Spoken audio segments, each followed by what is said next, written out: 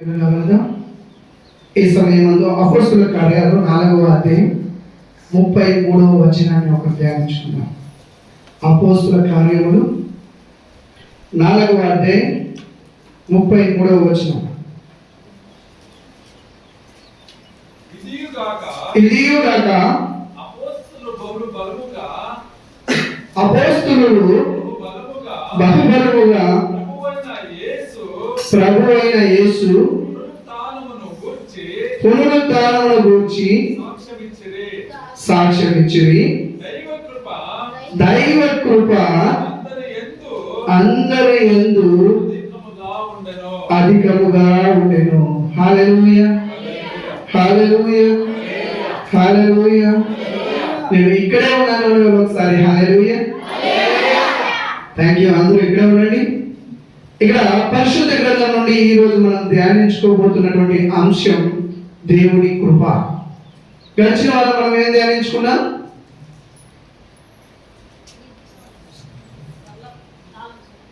హల్లెలూయా.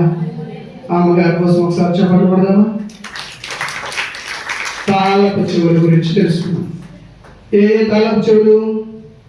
దావీదు తాళపు చెవి, పరలోకపు తాళపు చెవి, పాతాళం అనేటువంటి తాళపు చెవి, 4వదిగా విశేషమైనటువంటి జ్ఞానం అనేటువంటి తాళపు చెవుల గురించి మనం తెలుసుకున్నాం. ఆ 4వ జ్ఞానం కలిగినటువంటి తాళపు చెవి ఇప్పుడు మీలో పనిచేస్తా ఉంటే ఈ కార్యం, ఈ వాక్యం పరిపూర్ణంగా మీకు అర్థమవుతుంది. హల్లెలూయా. మన నేటి ధ్యానాంశం ఏంటి? కృప. ఒకసారి అందరూ చెప్పండి గట్టిగా. ఇటు సైడ్ ఏం రాలే స్వామి. కృప. కృప అంటే ఏంటి? చెప్పండి చెప్పండి. ఆశీర్వాదం ఒకటేనా? హల్లెలూయా. కృప అంటే అర్థం అయోగ్యులమైనటువంటి మనకు దేవుని కటాక్షం పొందుకొని ఆయన ఇచ్చేదాన్ని స్వీకరించడమే కృప. అది మనకు అర్థమయ్యేటట్టు తెలుసుకోవాలన్నట్టయితే మన సంఘం యూట్యూబ్ ఛానల్లో ఫస్ట్ అందరూ ఎక్కువగా 533 వ్యూవర్స్ చూసినటువంటి ఒక పాట ఉంది. నేను యూట్యూబ్ ఛానల్లో హైయెస్ట్ వచ్చిన వాళ్ళకి 3 మందికి గిఫ్ట్లు ఇస్తాను అన్నట్లయితే ఫస్ట్, సెకండ్, థర్డ్ అట్లా గిఫ్ట్ ఇస్తాను. అవునా? ఎందుకోసం ఇస్తాను? వాళ్ళు పాట పాడి అనేక మందిని ఆకర్షించి పాటలు దేవుని మహిమార్థంగా వాళ్ళు పాడారు కాబట్టి అందులో వాళ్ళు ఎక్కువగా యోగ్యత కలిగిన వారు కాబట్టి first prize, second prize, third prize అని ఇస్తారు కదా. ఇంకొంతమంది మనం గమనించుకున్నట్లయితే ఒక విద్యార్థులు ఎగ్జామ్ రాస్తారు. ఎగ్జామ్ రాసినప్పుడు వాళ్ళకి కొన్ని టెస్ట్ మార్కులు వస్తాయి. ఎలా వస్తాయంటే వాళ్ళు కష్టపడి చదివి దాన్ని కష్టపడి రాసి ఉంటారు, దాన్ని దిద్ది వాళ్ళకి మార్క్స్ ఇస్తాం. ఇది మనకి ఇచ్చేటువంటి గిఫ్ట్ కావచ్చు, మన కష్టానికి కలిగినటువంటి ఫలితం. కానీ ఇవి ఏమీ లేకుండా ఫ్రీగా వచ్చేది కృప. ఇప్పుడు అర్థమైన కృప అంటే మనం కష్టపడి తీసుకుని ఏదో ఒకటి చేసి సంపాదించుకునేది జీతం. ఒక భిక్షానికి మనం వేసేది భిక్ష, వాడు అడిగినందువల్ల మనం వేస్తాం కాబట్టి అది కూడా భిక్ష. కానీ ఆ భిక్షని కంటే కూడా తక్కువ కలిగినటువంటి స్థితి ఏంటి అన్నట్లయితే కృప. హల్లెలూయా. ఒకసారి అందరూ గట్టిగా కృప అని చెప్పండి. కృప. ఇక్కడ మనం కృప అని తెలుసుకుంటాం. ఈ కృప అంటే ఏంటంటే మనకు యోగ్యత లేకపోయినా, మనకి అర్హత లేకపోయినా, మనం శ్రమించకపోయినా, మనం కష్టపడకపోయినా, దాన్ని అడగకపోయినా మనకి వచ్చేదే కృప. హల్లెలూయా. పాపమైనటువంటి మనము తీర్పులో పొందవలసినటువంటి ఆ తీర్పును ఆయన పొందుకొని ఆయన మనకి ఇచ్చినటువంటి ఉచితమైనటువంటి బహుమానమే కృప. హల్లెలూయా. తెస్సలోనిక రాసినట్టు పత్రికలో మనం గమనించుకున్నట్లయితే 2వ తెస్సలోనిక 2వ అధ్యాయం 16వ వచనం. మన ప్రభువైన యేసుక్రీస్తును మనల్ని ప్రేమించి కృప చేత నిత్యమైన ఆదరణయు శుభ నిరీక్షణయు అనుగ్రహించిన మన తండ్రి అయిన దేవుడును. ఆమేన్. హల్లెలూయా. ఈ వాక్యం మనం గమనించుకున్నట్లయితే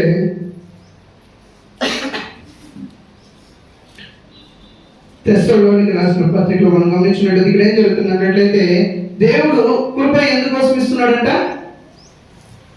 ఇంకోసారి చదవండి ఆ వాక్యం. మన ప్రభువైన యేసుక్రీస్తును మనలను ప్రేమించి కృప చేత చాలనయ్య హల్లెలూయా. ఆయన కృప ఎందుకు ఇస్తున్నాడు అన్నట్లయితే ఆయన మనల్ని ప్రేమించాడు కాబట్టి. లాస్ట్ వారం మనం గమనించుకున్న వాక్యంలో కూడా ఆయన ప్రేమ ఎలా ఉంది అని మనం తెలుసుకున్నాం. ఇక్కడ చూసినట్లయితే ప్రేమించడం వల్ల ఆయన ఎలా ప్రేమించాడంటే అధికంగా ప్రేమించాడంట. ఎలా ప్రేమించాడంటే నేను ఒక 7వ క్లాస్లో ఉన్నప్పుడు ఒక పద్యం చదివినాను. కూరిమి గల దినములలో నేరములు ఎన్నడు కలగనేరు మరియా, కూరిమి విరసంబైనను నేరములే దోచుచుడు నిక్కము సుమతి. హల్లెలూయా. దీనికి అర్థం ఏమైనట్లయితే ప్రేమ అనేది ఉన్నప్పుడు మన దోషం ఏమీ కనబడవంట. ప్రేమ లేకపోతే ప్రతిదీ కూడా తప్పుగానే కనిపిస్తుంది, నేరంగానే కనిపిస్తుంది. ఇక్కడ మనం చేసిన నేరాలకి ఘోరాలకి శిక్షకు అర్హులైనటువంటి మనకి ఆ నేరాలు మన పైన రాకుండా ఆయన కాపాడాడు అంటే ఆయనలో ఎంత ప్రేమ ఉందని ఆలోచించాలి. హల్లెలూయా. ఆ ప్రేమ ఉన్నందువల్లే మన పైన కృప చూపడానికి ఆయన ఇష్టపడ్డాడు. ఆ ప్రేమ ఉండడం వల్లే మనల్ని ఆయన స్వంత రక్షకుడిగా ఆయన కుటుంబంలో ఏకీభవించేటువంటి వ్యక్తులుగా క్రీస్తు రక్తంతో కడిబడి ఆయన శరీరంలో పాలు భాగస్తులుగా మనల్ని అంగీకరించడం అనేది జరిగింది. హల్లెలూయా. అంటే యోగ్యుల పట్ల దేవుని కటాక్షం అనేది ఉంటుంది అని అర్థం. మనం యోగ్యులమా? హల్లెలూయా. దేవుని కటాక్షం ఎవరిపైన ఉంటుందంట? యోగ్యుల పట్ల దేవుని కటాక్షం ఉంటుంది అంట. కానీ మనం పుట్టుకతో యోగ్యత లేని వారు, కానీ ఆ యోగ్యతను ఇవ్వడానికి ఆయన కృపను మనకి అనుగ్రహించి ఇచ్చాడు. హల్లెలూయా. హల్లెలూయా. ప్రతి విశ్వాసిలోనూ 2 రకాలైనటువంటి దేవుని కృపను మనం చూడగలుగుతుంటాము. అదే యోగ్యులుగా ఉన్నటువంటి వ్యక్తులకి దేవుని కటాక్షాన్ని ఇచ్చి, అయోగ్యులుగా ఉన్నటువంటి వ్యక్తులకి దేవుని కటాక్షం మనకిచ్చి యోగ్యులుగా మార్చడం. చూద్దాం దేవుని గ్రంథం నుండి ఎఫెసీయులకు రాసిన పత్రిక 2వ అధ్యాయం 8-9 వచనాలు. ఎఫెసీయులకు రాసిన పత్రిక 2వ అధ్యాయం 8-9 వచనాలు. మీరు విశ్వాసము ద్వారా కృప చేతనే రక్షింపబడి ఉన్నారు. ఇది మీ వలన కలిగినది కాదు, దేవుని వరమే. ఆమేన్. హల్లెలూయా. ఇప్పుడు మనం రక్షించబడ్డాము అంటే కారణం ఏంటి? మనం యోగ్యులమనా? వాక్యం చదివేటప్పుడు దయచేసి గమనించండి ప్రియులారా. ఇంకోసారి చదవనయ్యా. మీరు విశ్వాసము ద్వారా కృప చేతనే రక్షించబడి ఉన్నారు. మీరు విశ్వాసుల ద్వారా కృప చేతనే రక్షింపబడి ఉన్నారు. ఇది మీ వలన కలిగినది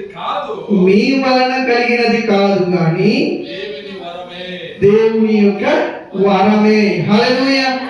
హల్లెలూయా. అక్కడ వాక్యం చదివేటప్పుడు మీరు శ్రద్ధగా ధ్యానించాలి కదా. నేను ఒక ఎగ్జాంపుల్ చెప్తాను. ఇప్పుడు మీరు అందరూ ఇక్కడ ఉన్నారు. అక్కడ ఏదో ఒక ఎద్దు ఒక వ్యక్తిని పడిచిందంట. ఆయన ఇంతెత్తి కింద పడినాడంట. ఈ మాట అర్థమైందా మీకు? ఒక వ్యక్తిని ఒక ఎద్దు పొడిచింది. పొడిచినటువంటి వ్యక్తి ఎద్దు ఆ పొడిని ఆయన పొందినటువంటి వ్యక్తి ఇంతెత్తి కింద పడ్డాడంట. అర్థమైందా? అర్థమైందా? ఎంతమందికి ఈ వాక్యం ఈ మాట అర్థమైంది? ఇంతేనా? ఈ మాట అర్థమైందనే మనకు ఒక ఇమేజ్ వస్తుంది, ఒక ఆలోచన వస్తుంది. ఏం చెప్పండి? అది ఊహాజనకంలోకి మనం వెళ్ళిపోతాం. చివరిగా ఆ మాట వినంగానే ఊహాజనకంలోకి వెళ్తాం. ఆ వ్యక్తి ఎవరో పేరు చెప్పినట్టయితే ఆ వ్యక్తిని ఊహించుకుంటాం. ఆ వ్యక్తిని ఊహించుకున్నట్లయితే ఎద్దా అవ్వానే మనం ఇక్కడ ఎద్దు అని చెప్పినప్పుడు ఎద్దుని మనం ఊహించుకుంటాం. ఎత్తి ఇంత ఎత్తెక్కి పడినాడంటే అంత ఎత్తెక్కి పడినట్లు మనం గ్రహించుకుంటాం. అవునా? హల్లెలూయా. అర్థమవుతుందా నా మాటలు? అది మనం ఊహించుకుంటే చెవుల ద్వారా విన్నదని మనం కన్నులతో చూడకపోయినా చూసినట్లు మనం ఊహించుకుని ఆ నిర్ణయాన్ని, ఆ చిత్రాన్ని, పిక్చర్ని మనం పరిపూర్ణంగా తెలుసుకుంటుంటాం.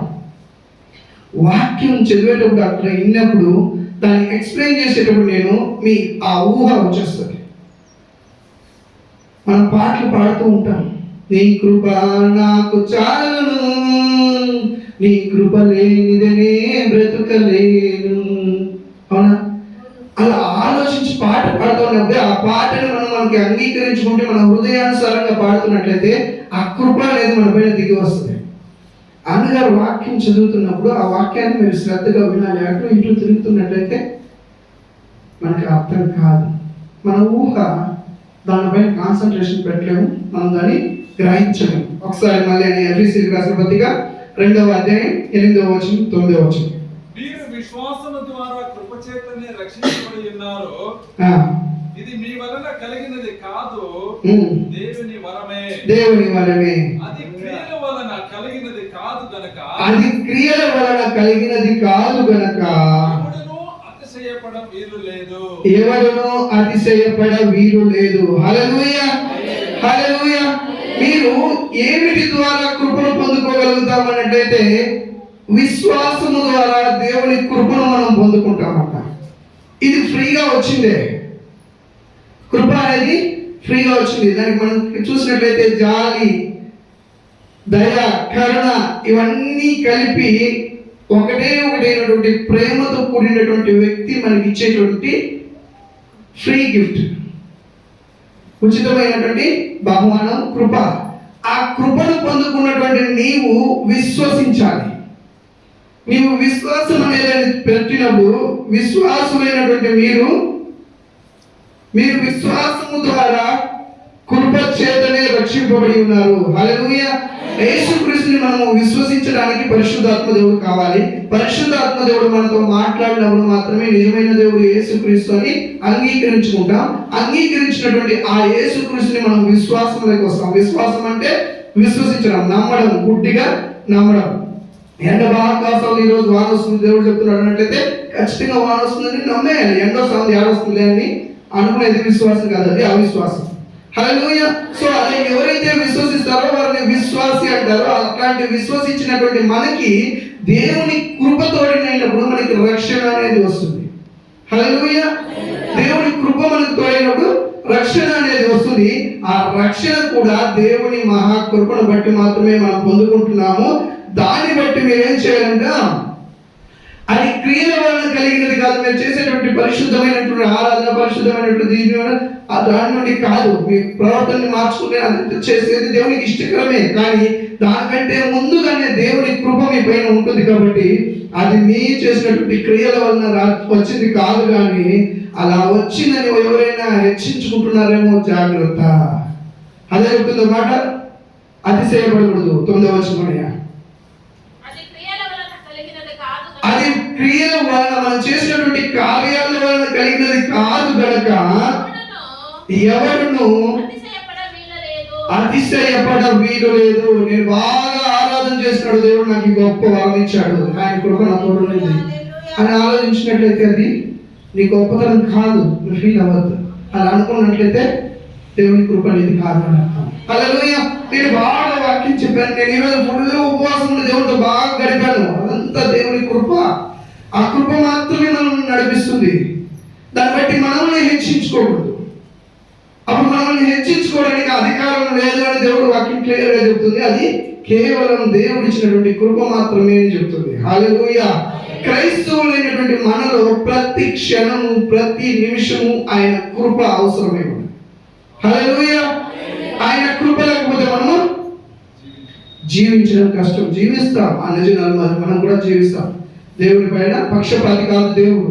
అన్ని జనాల పైన కూర్చున్నట్లేండా నీ పైన వస్తుంది, వాళ్ళ పైన కూర్చున్న వారు నీ పైన కూడా వర్షం నీ పైన కూడా వస్తుంది. నీవు జీవిస్తావు, కానీ నిత్య జీవానికి వెళ్ళలేవు. హల్లెలూయా. ఆ నిత్య జీవానికి వెళ్ళాలంటే దేవుని కృప మనకి అవసరం అవుతున్నది. హల్లెలూయా. ఇక్కడ మనం చూసినట్లయితే కృపలో రెండు రకాలైనటువంటి కృపను మన విశ్వాసానికి ఇవ్వడం జరుగుతుంది. ఒకటి, అయోగ్యులమైనటువంటి మనల్ని యోగ్యపరచడానికి దేవుని కృప ఉంటుంది. ఇంకోటి మనం గమనించుకున్నట్లయితే తన దేవుని యొక్క సమర్థతను బట్టి, దేవుని యొక్క శక్తిని బట్టి మన ఎడల కృప కలిగి ఉంటుంది. హల్లెలూయా. అంటే దేవుని కృప, ఆయన శక్తి, ఆయన ఉన్నటువంటి బలము, ఆయనకు ఉన్నటువంటి శౌర్యము, ఆయనకు ఉన్నటువంటి ఘనత మనం తెలుసుకోవడం కోసం ఆయన కృప మన పైకి రావడం జరుగుతుంది. హల్లెలూయా. యేసు ప్రభు సువార్త ప్రకటిస్తూ ఆయన పరిచర్య చేస్తూ వెళ్తున్న సందర్భంలో ఒక అతను పుట్టుకతో గుడ్డివాడై ఉంటాడు. ఆయన వెళ్తున్న సందర్భంలో ఆయన శిష్యులు ఈయన చేసిన పాపమా లేదా ఈయన పితరులు చేసినటువంటి పాపమా, ఈయన ఈ రీతిగా గుడ్డివాడై ఉన్నాడు అని యేసు ప్రభువుని అడిగినప్పుడు ఆయన నోటి నుండి వచ్చినటువంటి సమాధానం తెలుసా? వాడు పాపం చేసింది కాదు, వాళ్ళ పితరుల పాపం మన పైన లేదు, నా నామ మహిమార్థంగా వాడు గుడ్డివాడై ఉన్నాడు. హల్లెలూయా. వీడు గుడ్డివాడైతే దేవుని నామానికి ఎట్లా మహిమ వస్తుంది పిల్లరా? మన గుడ్డివాడైతే దేవుని నామాన్ని మహిమపరచగలమా? హల్లెలూయా. హల్లెలూయా. అక్కడ అతను గుడ్డివాడై ఉండడం వల్ల యేసు ప్రభు ఆ మార్గంలో నడుచుకుంటూ వెళుతున్నప్పుడు ఆయన్ని ఆ గుడ్డితనం పోయేటట్టు ఈయన మహిమను ఆయన పిలిచి ఈయన కృప ద్వారా ఆయన చూపు పొందుకోవడం జరుగుతుంది. ఆ చూపు పొందుకున్నటువంటి స్థితిని, ఆ ఘట్టాన్ని అంతా చూసినటువంటి వ్యక్తులు దేవుని విశ్వసించడం అనేది జరుగుతుంది. హల్లెలూయా. హల్లెలూయా. అక్కడ ఒక గొప్ప కార్యం, మహత్కార్యం దేవుని కృప ద్వారా జరగడం వల్ల అనేక మంది యేసుక్రీస్తును విశ్వసించడం జరుగుతుంది. అది దేవుని నామం నిమిత్తమై జరిగినటువంటి కార్యం. హల్లెలూయా. అదే ఎఫెసీయులకు రాసిన పత్రిక 1వ అధ్యాయం 4-6 వచనం చూద్దాం. ఎట్లనగా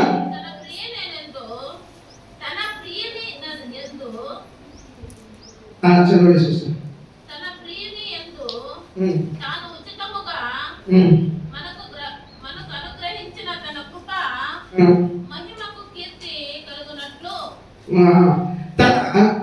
కృప మహిమకు కీర్తి కలిగినట్లు తన చిత్త ప్రకారమైన దైవ సంకల్పము చొప్పున యేసుక్రీస్తు ద్వారా తనకు కుమారులుగా స్వీకరించుటకై మనలను ముందుగా ప్రేమ చేత ఆయన క్రీస్తులో మనలను ఏర్పరచుకొనెను. హల్లెలూయా. హల్లెలూయా. తన కృప మహిమకు కీర్తి కలుగునట్లు తన చిత్త ప్రకారమైనటువంటి దైవ సంకల్పము చొప్పున యేసుక్రీస్తు ద్వారా తనకు కుమారులుగా స్వీకరించుటకై మనలను ముందుగా ఏర్పరచుకొని ప్రేమ చేత ఆయన క్రీస్తులో మనలను ఏర్పరచుకొనెను. ఎందుకోసం ఏర్పాటు చేసుకున్నాడంటే ప్రియులారా, ఆయనకున్నటువంటి కీర్తిని,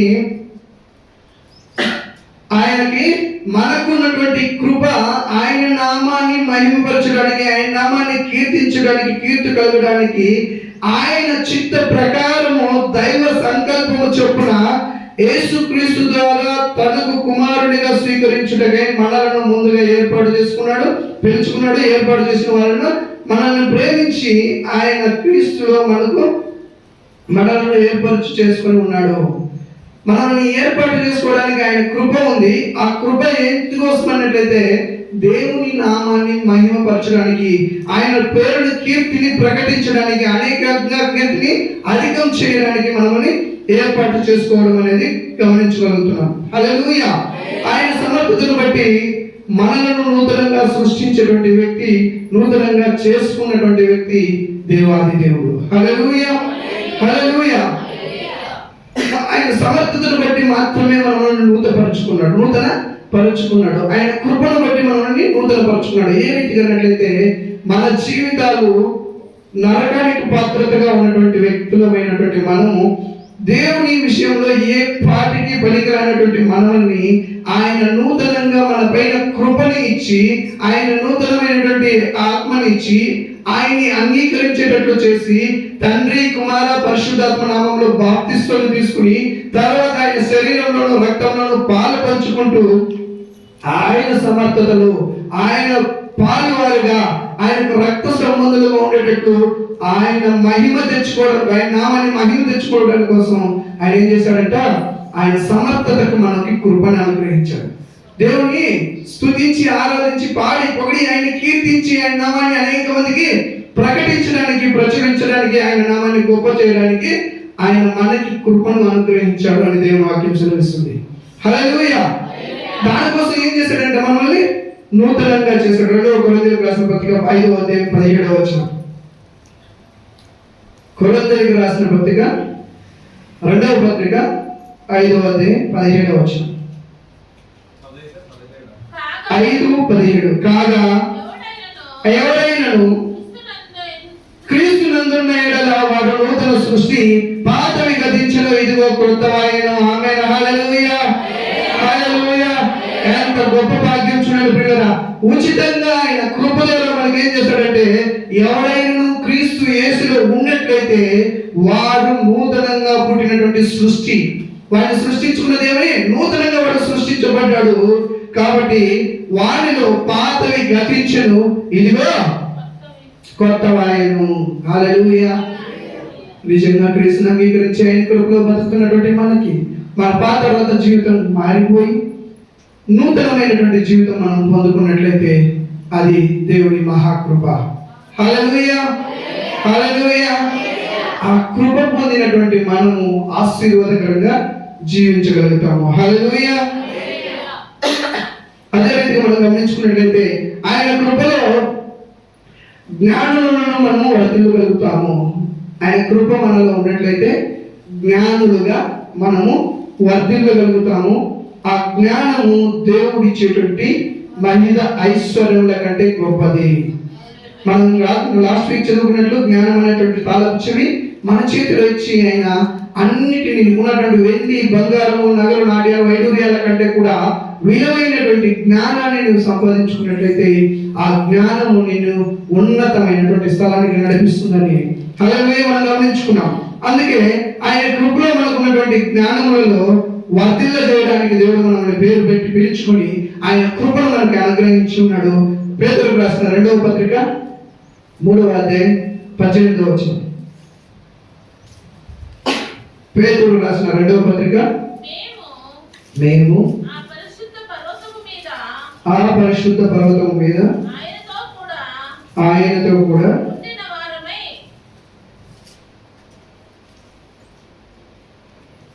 పేతురు రాసిన 2వ పత్రిక 3వ అధ్యాయం 18వ వచనం. మన ప్రభువును రక్షకుడైన యేసుక్రీస్తు అనుగ్రహించు కృపయందును జ్ఞానమందును అభివృద్ధి పొందుడి. మన ప్రభువు యేసుక్రీస్తు, ప్రభువును రక్షకుడైనటువంటి యేసుక్రీస్తు అనుగ్రహించు కృపయందును జ్ఞానమందును అభివృద్ధి పొందుడి అని దేవుని వాక్యం సెలవిస్తుంది. హల్లెలూయా. అంటే దేవుడిచ్చేటువంటి కృప మనలో ఉన్నట్లయితే రక్షణ అనేది మనకు ఉంటుంది. ఎందుకంటే రక్షకుడు మనకు సొంత రక్షకుడిగా ఉంటాడు. ఆయన కృప మనతో ఉంటుంది. కాబట్టి అంతేకాకుండా ఆయన అనుగ్రహించినటువంటి కృప ద్వారా మనం ఏం చేయాలంట, వర్ధిల్లాలంట. ఎప్పుడైతే ఆయన కృపలో మనం వర్ధిల్లుతూ వెళ్తుంటామో జ్ఞానం అనేది కూడా మనకి అభివృద్ధి పొందుకోవడానికి ఆస్కారమై ఉంటుంది. జ్ఞానంలో మనము అభివృద్ధి పొందాలని దేవుని వాక్యం సెలవిస్తూ ఉన్నది. హల్లెలూయా. దైవ కృపను తమ జీవితాల్లో కార్యం జరిగించుకున్నటువంటి కొంతమంది ఆ దైవ కృపకు అవకాశాన్ని ఇచ్చి వాళ్ళ జీవితాలని అభివృద్ధి చేసుకున్నటువంటి వ్యక్తులు వాళ్ళ జీవితాల్లో ఉన్నటువంటి స్థితి నుండి తారుమారు స్థితికి, అంటే బలహీన స్థితిలో నుండి బలమైనటువంటి స్థితులకి, యోగ్యతలైనటువంటి స్థితుల నుండి యోగ్యత కలిగిన స్థానంలోనికి వెళ్ళినటువంటి కేవలం 3 ద్వారా మనము ఆ కృప ఏ రీతిగా వాళ్ళని మార్చింది అనేటువంటి అంశాన్ని తెలుసుకున్నాం. ఎందుకంటే కృప అంటే ఏమో మనం తెలుసుకున్నాం, ఆ కృప ఎట్లా వస్తుందో మనం తెలుసుకున్నాం, ఆ కృపను పొందుకున్నటువంటి వ్యక్తులు ఎలా ఉంటారు అనే దాన్ని కూడా మనము తెలుసుకున్నప్పుడు మన జీవితాలను కూడా మనం ఆ రీతిగా మార్చుకోవడానికి అవకాశం ఉంటుంది. హల్లెలూయా. కాబట్టి అవకాశాన్ని, అంటే కృప మనకు పొందుకోవాలంటే మనం దేవునికి అవకాశం ఇవ్వాలి. ఫస్ట్ మనం గమనించుకున్నట్లయితే విశ్వాసులమైనటువంటి మనకి దేవుని కృప వస్తుంది. అంటే మనం విశ్వాసాన్ని ఆయనకి ఇచ్చినప్పుడు, ఆయన పైన విశ్వాసాన్ని ఉంచినప్పుడు ఆయన కృప అనేది మనం పొందుకుంటున్నాం. హల్లెలూయా, హల్లెలూయా. ఇక్కడ ఆయనకు విశ్వాసం అనేటువంటి దాన్ని మనం ఆయన పైన నమ్మకాన్ని మనం ఆయనకి ఇవ్వాలి. మనము పర్వాలేదు, నేను నా బిడ్డ నా పైన విశ్వసించాలనేటువంటి భరోసాను ఆయనకి ఇచ్చినప్పుడు నీ పైన ఆయన విశ్వాసం కంటే అధికమైనటువంటి కృపను నీకు అనుగ్రహించిస్తాడు. హల్లెలూయా. సో మనం ఇక్కడ పరిశుద్ధ గ్రంథంలో నుండి అటువంటి కృపకు అవకాశాన్ని ఇచ్చినటువంటి కొంతమంది దైవజనుల ద్వారా మనం ఏ రీతి వాళ్ళు ఆశీర్వదించబడాలనేటువంటి అంశాన్ని మనం తెలుసుకుందాం. నిర్గమకాండం 3వ అధ్యాయం 11, 12, 13 వచనాలు. నిర్గమకాండం 3వ అధ్యాయం. అందుకు మోషే నేను ఫరో యొద్దకు వెళ్ళుటకును ఇశ్రాయేలీయులను ఐగుప్తులో నుండి తోడుకొని పోవుటకును ఎంతటి వాడనని దేవునితో అనగా, నేను ఎంతటి వాడనండి అనగా ఆయన నిశ్చయముగా నేను నీకు తోడైందును నేను నిన్ను పంపితిని అనుటకు ఇది నీకు సూచన. నీవు ఆ ప్రజలను ఐగుప్తులో నుండి తోడుకొని వచ్చిన తరువాత దేశముల నుండి తోడుకొని వచ్చిన తరువాత మీరు ఈ పర్వతము మీద దేవుని సేవించెదరనెను. హల్లెలూయా, హల్లెలూయా. అంటే 4వ అధ్యాయం 13వ వచనం వరకు మనం గమనించుకున్నట్లయితే మోషే ఫస్ట్ ఏమన్నాడు? నేను ఎంతటి వాడను. ఇజ్రాయేల్ ప్రజల్ని దాదాపుగా 30 లక్షల నుండి 40 లక్షల మంది జనాలు ఉన్నటువంటి జనాల్ని ఫరో రాజ్యంలో నలిగిపోతూ కష్టాల పాలయ్యి అనేకమైనటువంటి ఇబ్బందులు గురవుతున్నటువంటి ఇజ్రాయేల్ ప్రజల్ని దేవుని కుమారుని అంతమందిని విడిపించడానికి ఒకే ఒక వ్యక్తిని ఎన్నుకున్నాడు. ఆయనే ఎవరు? హల్లెలూయా. ఎవరు? జోరుతో చెప్పండి. తిన్నదా? హల్లెలూయా. ఎంతమందికి ఆకలిద్దాం? హల్లెలూయా. గట్టిగా చెప్పండి. ఎవరిని దేవుడి అంగీకరించి ఎన్నుకున్నాడు? మోషేని ఎన్నుకున్నాడు. ఎంతమంది ప్రజల్ని బయటికి రప్పించడానికి? ఇజ్రాయేల్ ప్రజలు ఫరో రాజ్యంలో ఎంతమంది బానిస బతుకుతున్నారు, వారిని విడిపించడానికి మోషేని దేవుడు ఎన్నుకున్నాడు కదా. ఎన్నుకున్నటువంటి మోషేకి దగ్గర దేవుడు వచ్చి, నేను నీకు సర్వము ఆశీర్వాదకరంగా ఉంటాను, నేను నీకు తోడై ఉంటాను, నేను ప్రతి నిత్యము నడిపిస్తూ ఉంటానని మోషేను పిలిచినప్పుడు మోషే చెప్తున్నటువంటి సాకులు కొన్ని ఉన్నాయి. ఒకటి ఏంటంటే, నేను ఏ పార్టీ వాడిని? అలర్ట్గా అన్నా, నేను ఏ పార్టీ వాడిని అంటున్నాడు. అట్లా చదువుకుంటా వెళ్ళినట్లయితే రెండోది ఆయన 3వ అధ్యాయం 13వ వచనంలో చెప్పినట్లయితే, నీ పేరేమి?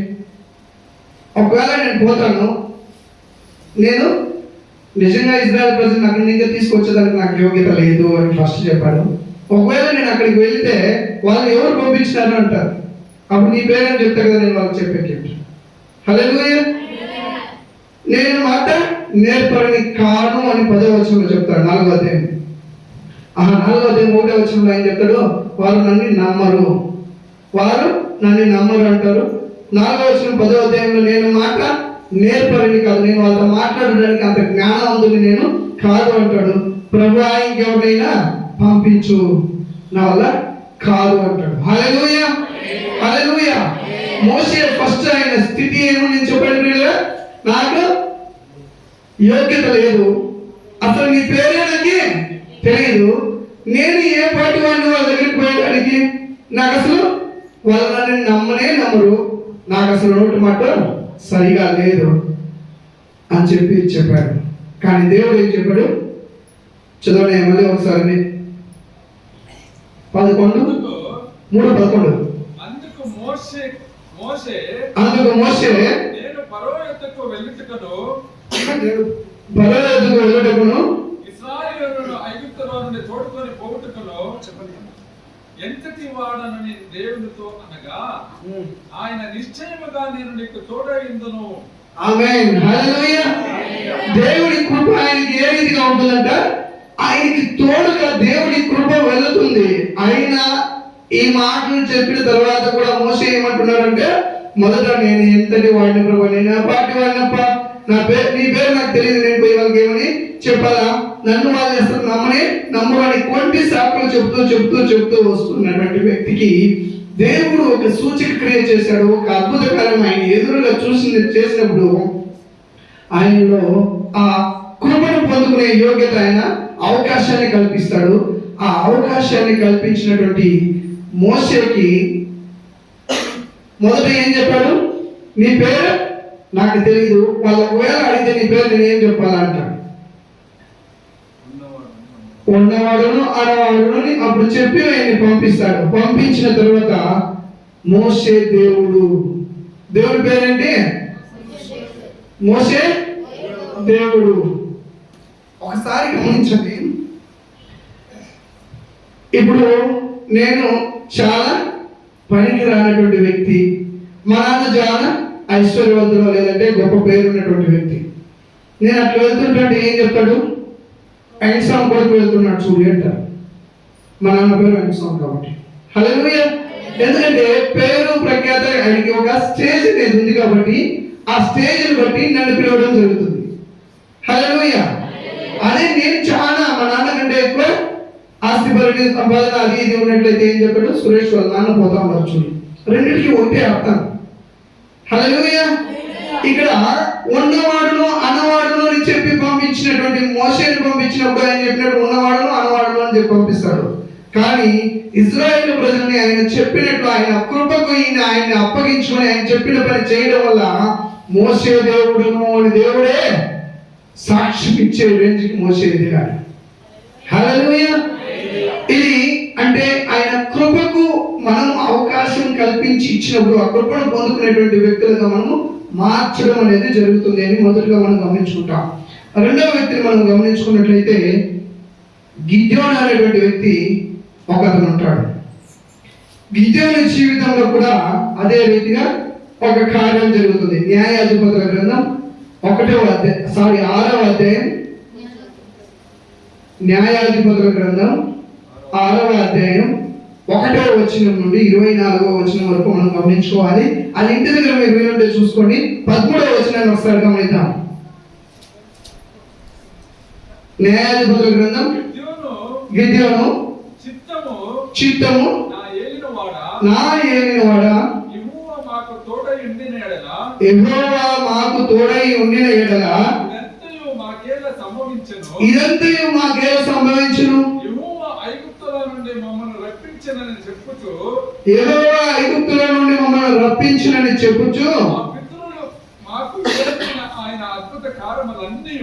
మా పితరులు మాకు వివరించినటువంటి ఆయన అద్భుత కార్యములన్నీ ఏమాయను, యెహోవా మమ్మల్ని విడిచిపెట్టి మిద్యానీయుల చేతికి మమ్మల్ని అప్పగించనని అతనితో చెప్పెను. మిద్యానీయుల చేతికి మమ్మల్ని అప్పగించని అతనితో చెప్పాను. 12వ వచనం చూడండి, దానికి ముందు వచనం 6వ అధ్యాయం 12వ వచనం. యెహోవా దూత అతనికి, ఇప్పుడు జాగ్రత్తగా గమనించండి, యెహోవా దూత అతనికి కనబడి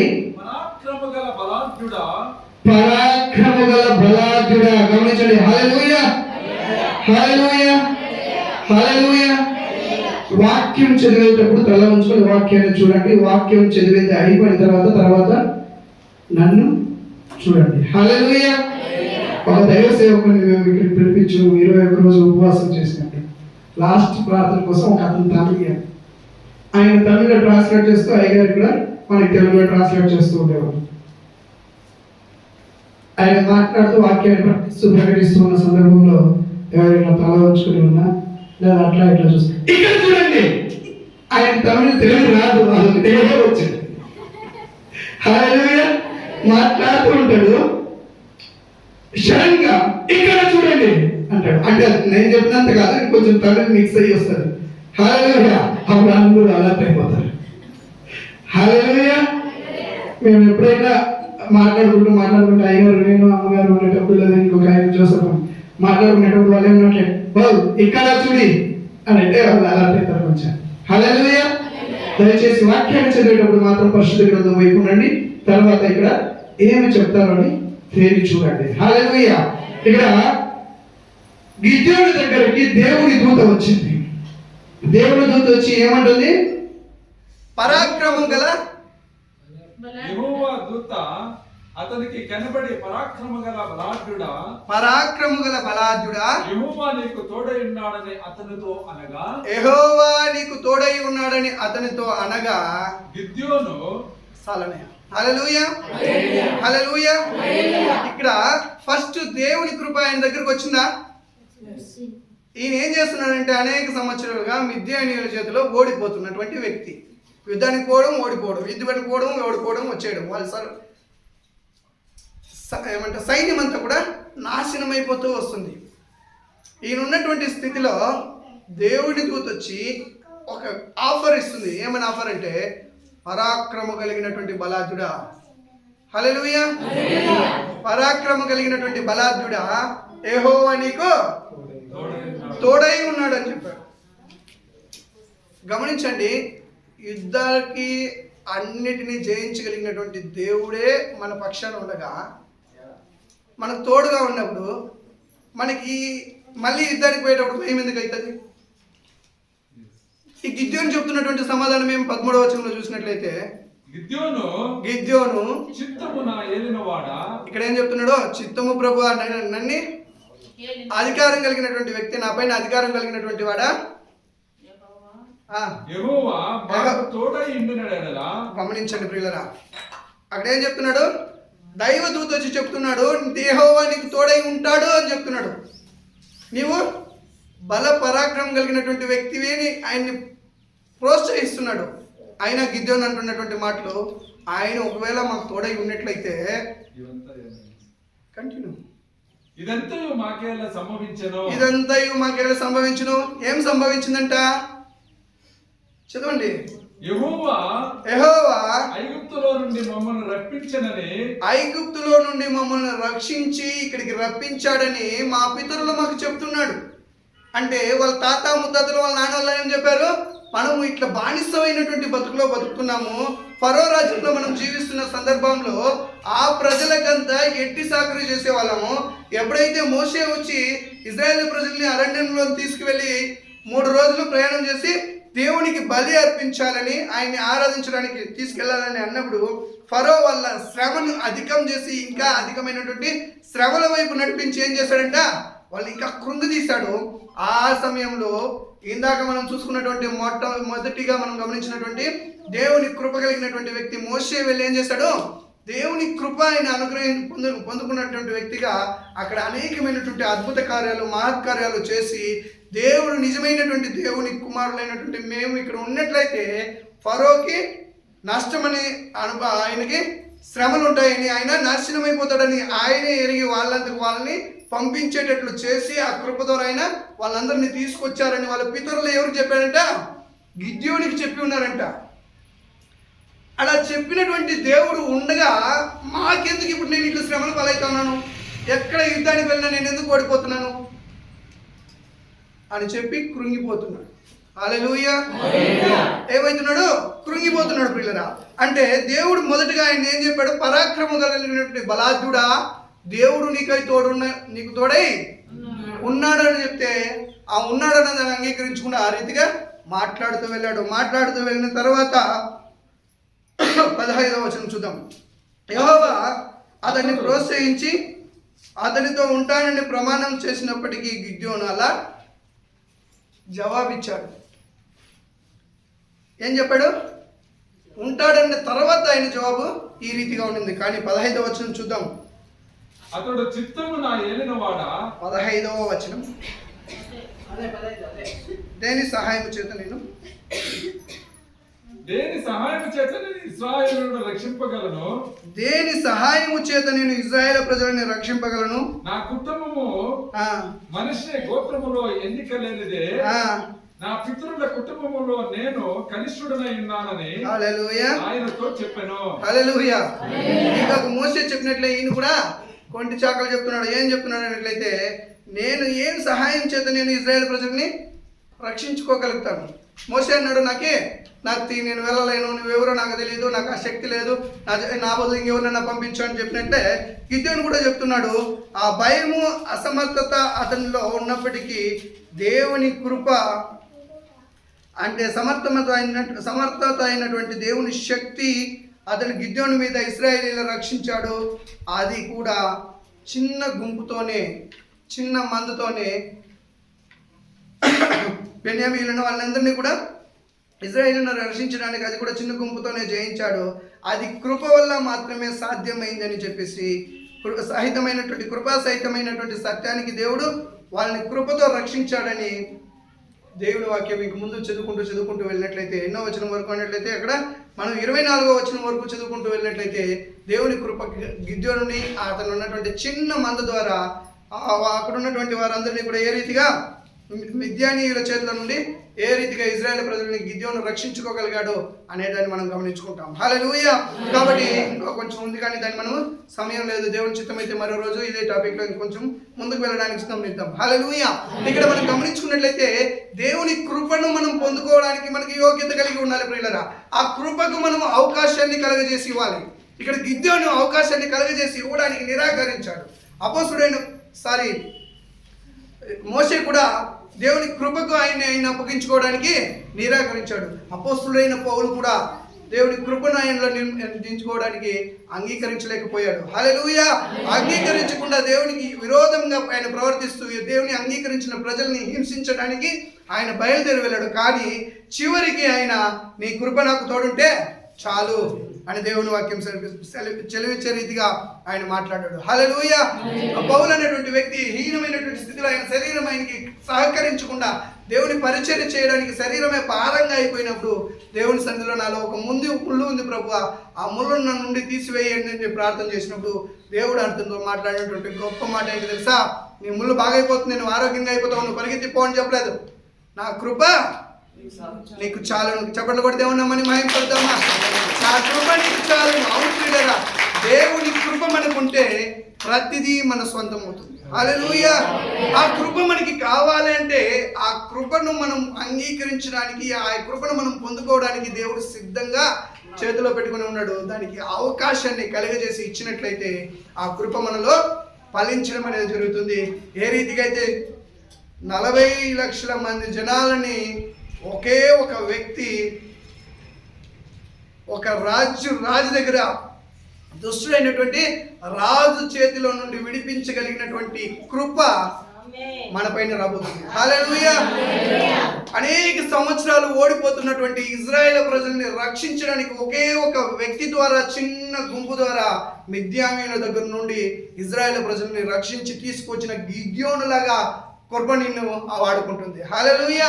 దేవునికి విరోధంగా జీవిస్తూ దేవుని ఆశీర్వాదం పొందుకున్నటువంటి బిడ్డల్ని హింసిస్తున్నటువంటి పౌలుని దేవుని కృప వాడుకోవడం వల్ల ఆయన దేవుని నామాన్ని మహిమపరిచి పరిశుద్ధ గ్రంథంలోనే అనేకమైనటువంటి పుస్తకాలు రాసినటువంటి వ్యక్తి ఆయనే.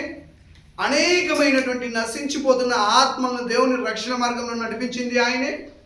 అనేకమైనటువంటి సంఘాలని నిర్మించినటువంటి గొప్ప సేవకుడు అపోస్తలుడైన పౌలే.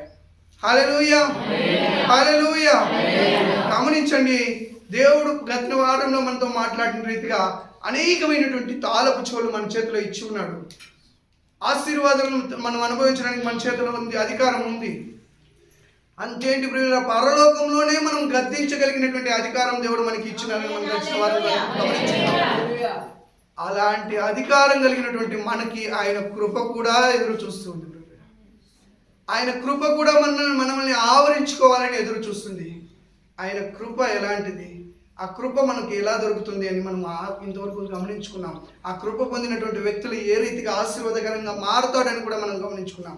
కాబట్టి ఈ సమయమందు లేచి నిలబడదాం, ఆ కృపను మనం ఆహ్వానించుకుందాం.